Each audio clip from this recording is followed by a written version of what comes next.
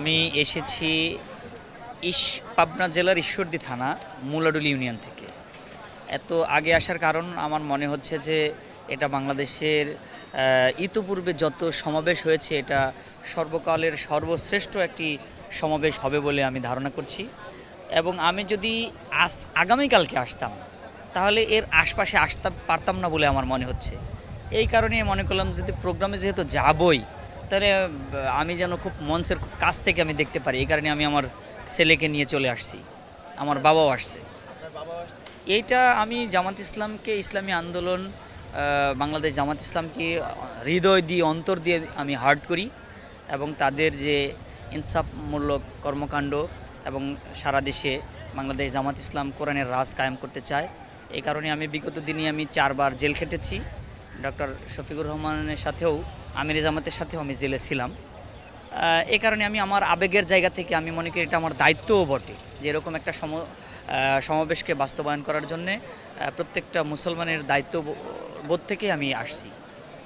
কালকে জায়গা পাবো কি না তাই আরও অনুষ্ঠানটা ভালো করে দেখার জন্য আগে আমরা চলে আসছি, কারণ রাস্তাঘাটে জ্যাম হতে পারে এবং ভবিষ্যৎ কোনো জ্যামে পড়লে আমরা হয়তো সময় মতো আসতে পারবো না, তার জন্য অগ্রিম এসে পৌঁছে গেছি।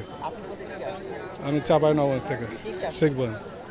আমি আছি, আমার ছেলে মেয়ে আছে এবং আমার পরিবার আছে। আমাদের সবথেকে প্রিয় সংগঠন।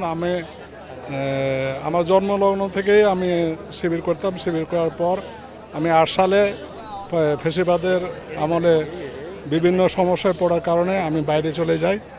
আজ আমার জীবনের সার্থক হাসিল হয়েছে এত বড় সমাবেশ এসে, এবং তার জন্য দেখার জন্য অগ্রিম এসে পড়েছি যে আমার মন ভরে, মন খোলাসা করে আমরা যে স্বাধীন হয়েছি তার প্রতিফলন।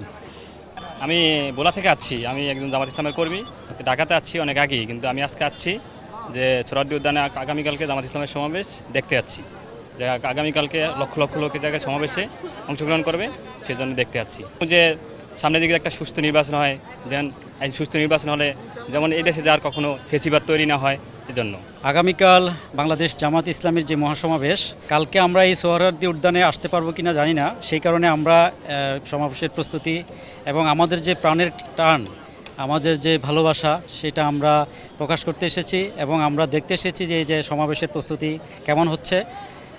আসলে বাংলাদেশ জামাত ইসলামী একটি শোষণমুক্ত, একটি দুর্নীতিমুক্ত, একটি চাঁদাবাজ মুক্ত সমাজ চায়।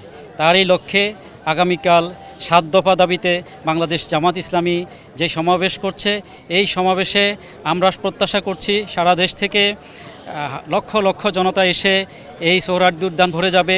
পুরো ঢাকা শহর ইনশাআল্লাহ